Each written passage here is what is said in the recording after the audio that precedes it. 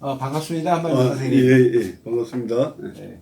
아, 이번 교육감 선거 출마를 준비 중이신 아, 전국교육자치연대 상임대표이신 한만준 선생님을 모시겠습니다. 예, 자기소개 반갑습니다. 부탁드립니다. 예, 저는 그 전국교육자치혁신연대 상임대표를 맡고 있고요. 제가 그 조희영 교육감과 함께 그 서울의 직선제 이후의 혁신 미래교육의 어떤 틀을 잡고 학교 개혁과 또 교육복지의 일반화 또 학생 중심 교육을 설계했던 장본인인데 이러한 과제들을 복합위기 사회가 좀 전면화되면서 특히 이제 서울에서 여러 가지 그런 문제들을 해결을 해야 될 과제들이 제기가 되고 있어서 이 문제를 좀 종합적으로 해결하기 위한 역할을 하기 위해서 내년 이제 직선 서울로 보면 주민자치 4기 교육감 선거를 준비하고 있는 한만중입니다. 네. 참 어려운 결심을 하신 것 같은데 네, 네. 특별히 그 서울시 교육에 대해서 염두에 두신 부분이 많이 있으신 것 같습니다. 예, 예. 서울은 사실 이제 한국의 수도이자 또 뭐 세계적으로 보면 뭐 천만 규모의 대도시이고 그러다 보니까 이제 어떤 뭐 인공지능의 흐름이라든지 또 어떤 뭐 그 불평등의 문제라든지 또 기후의 위기라든지 이런 문제들이 소위 이제 복합 위기라고 하죠. 이런 문제들의 모순이 좀 전면적으로 드러나 특히 이제 뭐 요새 문제가 되고 있는 4세고시나 7세고시가 그 사교육에서 이제 미치는 영향 같은 거를 보면 또 이 발원지가 또 서울입니다. 그래서 한국에서 이 서울 교육의 문제를 해결하는 것은 사실 한국 교육의 어떤 제반 과제를 해결하는 척경이 될 수도 있다. 그런 중요성이 있는 것 같고요. 특히 이제 서울도 향후 이제 한국 사회가 그 세종으로 이제 행정 수도가 이제 이전하고 국회까지 이전하게 되면 서울의 정체성은 뭘까? 서울이라고 하는 도시가 어떤 역할을 해야 되나 하는 문제도 또한 이제 서울 교육에서 또 과제라고 생각이 되는데 뭐 미국 같은 경우에 이제 뉴욕이 이제 금융, 뭐 문화, 뭐 이런 역할을 하는 것처럼 이후에 뭐 2030년에 서울이 이제 그런 청와대라든지 그가 이전하게 되면 서울은 교육, 문화, 그다음에 금융 뭐 이런 거의 중심 도시로 탈바꿈해야 되지 않을까. 그래서 그런 문제들을 고민하면서 준비해야 되는 그런 중요한 시기라고 생각하고 있습니다. 네, 복합 위기 시대라고 말씀을 하셨는데 예. 작년 올해처럼 그런 복합 위기라는 걸 절실하게 느껴본 적이 그렇죠. 없는 것 네, 같아요. 그러니까 네. 뭐 기후 위기나 뭐 네. 교육 위기 그런 거지만 가장 결정적인 거는 민주주의 위기가 한번 네. 크게 와지 않았습니까? 그 어리고 젊은 학생들이 개헌 반대하면서 그 거리에 나가는 모습을 보면서 네. 그 우리나라 교육의 그 어떻게 보면 큰 힘이라고 그럴까? 뭐 이런 걸 거꾸로 느껴보기도 했지만 그 얘기는 곧 한국 사회의 위기가 어느 정도는 그 언제든지 재발할 수 있는 뭐 이러한 그 시사점을 주게 된다고 생각을 합니다. 그 특히 이제 아까 말씀하신 혁신학교 이런 말씀을 하셨는데 교육의 현장에서 느끼시는 학생들을 가르치면서 느끼시는 그런 그 실제 체감이라고 할까요? 이거는 남다르실 것 같은데. 네. 지금 이제 복합 위기에서 또 거기에 더해서 이제 민주주의 위기가 전면화된 상태인데 그 자체를 해결하는 과정에서 이제 뭐 동원된 군인들도 되게 소극적인 저항을 했고 어떻게 보면은 목숨을 내걸고 시민들이 국회를 에워싸서 쿠데타를 막은 거 아닙니까?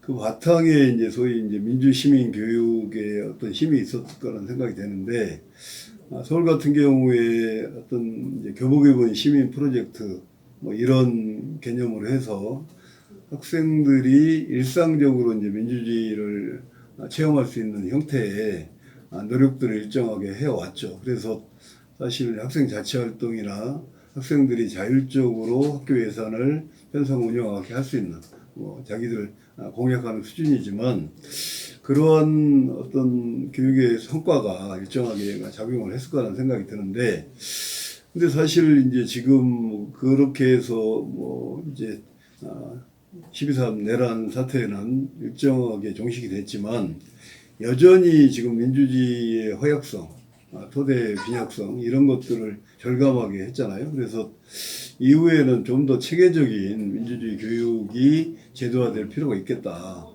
그리고 또 지금 우려되는 거는 일부 이제 소위 극우적 성향을 보이는 청소년이나 이런 부분들이 사회적인 과제가 되고 있는데 이 자체를 해결하기 예컨대 이제 그 독일 같은 경우에 그런 사회적인 문제가 생겼을 때 보이테스 마을이라고 하는 마을에서 그런 여러 가지 입장의 차이가 있는 사람들이 그런 교육에서 이걸 어떻게 해결할 건가 해서 협약을 맺어가지고 소위 이제 상호 인정을 하고 어떤 중립적인 그런 토론을 통해서 문제를 해결하는 이걸 제도화한 거잖아요. 그래서 지금 이재명 정부 들어와서 국정 과제로 그런 부분들을 검토하고 한국에서도 법제화를 하려고 하는 노력들을 하고 있는 것 같습니다. 그래서 지금은 어찌됐든 애들이 성장하는 과정 속에서 그런 민주주의 교육이 내재화될 수 있도록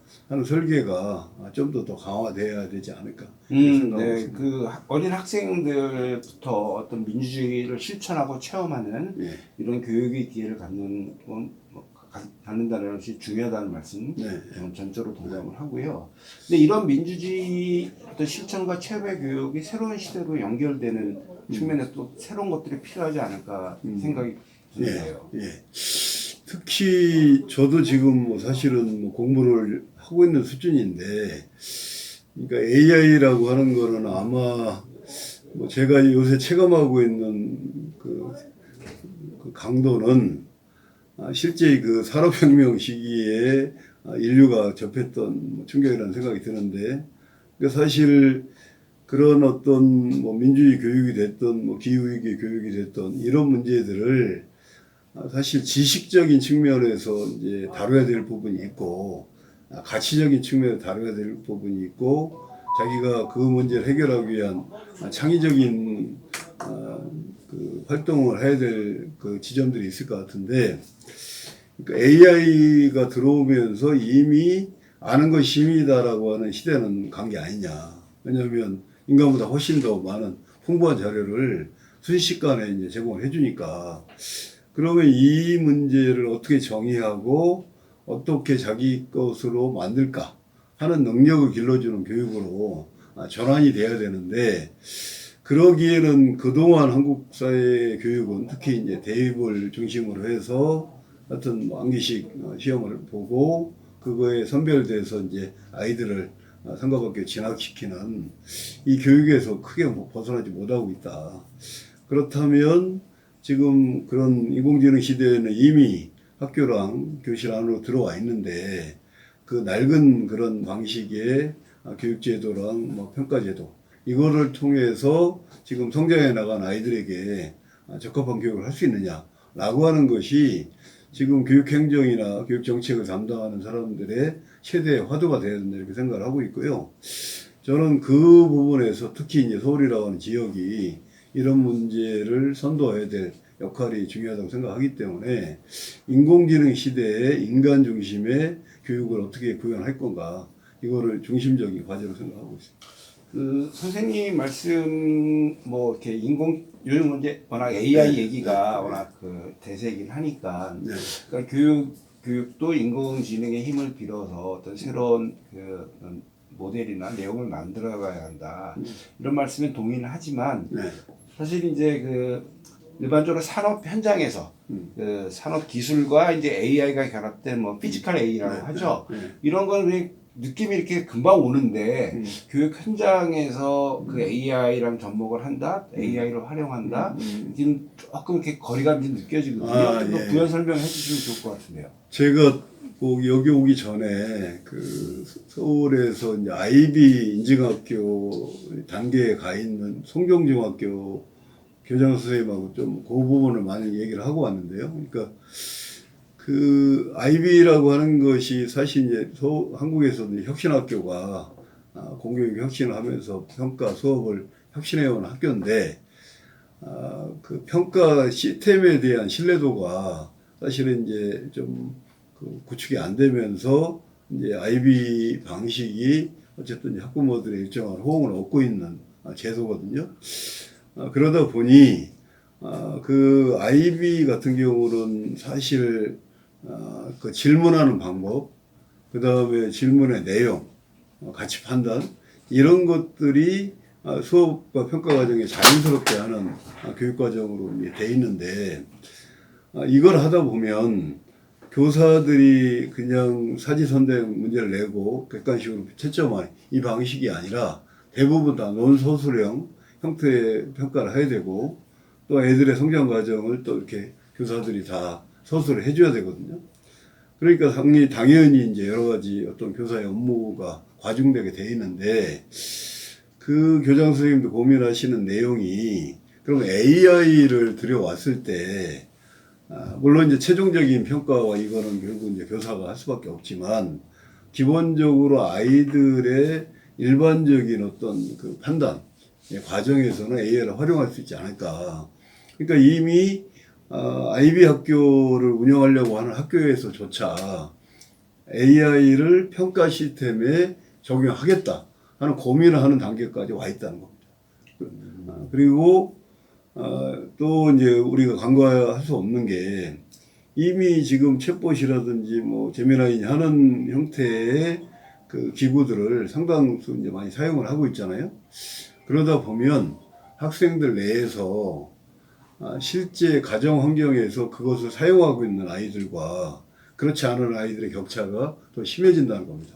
그러니까 그러지도 않은 전에도 이제 교육 격차가 일정하게 계층적으로 있는데 인공지능의 활용 능력이 경제력과도 연동되어 있는데 이 문제와 관련해서 공교육은 어떻게 그 격차를 줄여줄 수 있을까? 이거 역시 이제 AI와 연관해서 저희가 좀 해결해야 될 과제라고 생각합니다. 아무래도 현장 교사 출신이시다 보니까 네. 조금 이제 문제점이나 뭐 활용 방안 이런 거에 대해서 구체성을 띠는 것 같아서 이해하는 데 좀 도움이 됐고요. 그 서울시 교육감이 2008년부터 직선제였죠. 그 현직 그 현장 중등 교사 출신 분들은 한 번도 없었던 것 같은데. 그 부분은 이제 어떻게 보면 이제 서울이라고 하는 도시가 갖는 특성일 수도 있는데요. 그러니까 이제 서울교육감은 소위 교육 부통령이다. 뭐 이런 이제 평가를 받을 정도로 일정한 위상을 가지고 있다 보니 교사 출신들보다는 뭐 대학 총장이나 뭐 이런 경력을 가진 분들이 좀 더 신뢰를 얻지 않을까 하는 이제 풍토가 있었던 것 같고요. 그래서 직선제 이후에 보면 사실 이제 공경택 교육감은 이제 물론 그분도 이제 직선제로 당선은 되셨는데 초대 직선제. 네, 그렇죠. 그 이후에 이제 뭐 광롱희 교육감, 뭐 문영민 교육감, 조희연 교육감, 정근식 교육감에 이르기까지 대부분 이제 서울대 출신이나 서울대 교수의 이제 경력을 가진 분들이죠. 그래서 이제 물론 초중등 경력이 없다 하더라도 교육에 대한 나름대로의 시야가 일정하게 또 긍정적으로 영향을 미칠 수는 있다고 보는데 어쨌든 이제 유초중등 교육의 터에서 평생을 살아온 사람들이 갖는 과제, 고민, 교육 철학 이것과는 좀 거리가 있었던 게 아닌가. 그러다 보니 일정하게 뭐 여러 가지 일들을 이제 만들어 오고 진행을 했지만 뭐 좀 그렇게 얘기한다면 모르겠지만 어쨌든 좀 일을 벌린다. 그러니까 교육청이나 교육행정은 학교가 내실 있게 운영되게 지원해야 되는 시스템인데 소위 교육감이 자기 과제를 하기 위해서 어떤 행정력을 쓰는 게 아니냐. 뭔가 이제 좀 임팩트 있는 역할을 하기 위해서 이제 그런 비판들도 좀 제기가 된 것 같고요. 그러다 보니 이제 이번에 교육감 선거에 어쨌든 뭐 아직은 뭐 예비후보 등록 안 했지만 가시적으로 드러나 있는 분들 중에 교사 출신들이 대거 나오고 있는 부분이 그런 것들의 반영이 아닐까 생각하고 있습니다. 그 전교조 이제 교사 출신, 전교조 출신 분들이 이제 교육 행정까지 진출하고 있다. 뭐 이렇게 봐도 되겠네요. 예, 저 같은 경우는 제가 이제 뭐 정교조 부위원장도 했었지만 제가 이제 노무현 정부 인수위에서 이제 그 인수위 보고서를 만들었던 이제 자문위원 역할이었지만 그 작업을 하기도 했었거든요. 그러니까 그런 정교조 활동 과정에서의 연장선이기도 하지만 그러한 이제 경험을 쌓았던 부분이 있었고요. 그 이후에 이제 지금의 국가교육위원회라고 하는 기구가 만들어진 그 바탕이 교육개혁위원회였습니다. 노무현 정부 때. 그거를 만드는 이제 시행령이라든지 틀을 짜는 그런 작업도 뭐 제가 좀 담당을 했었고요. 그래서 이제 그렇게 하면서 시도교육감협의회에 가서 이제 뭐 연구위원도 했고, 그러니까 정교조 출신이긴 하지만 교사이면서 그런 교육 경력을 쌓았던 분들이 또 이제 직선제 이후에 교육청에 진출해서 저 같은 경우는 2016년에 정책보좌관으로 들어가서 2026년에 교육청을 나올 때까지 뭐 정책보좌관, 뭐 조영 교육감 비서실장, 또 정책안전기획관 이런 실질적으로 정책을 입안하고 추진하는 책임자 역할을 해왔다. 그래서 이거는 이제 현장의 뿌리를 교사로 두고 있으면서 교육행정의 노하우 일정에 쌓은 그런 세대들이 이제는 교육행정을 좀 책임져야 되는 시대가 아닌가 생각하고 있습니다.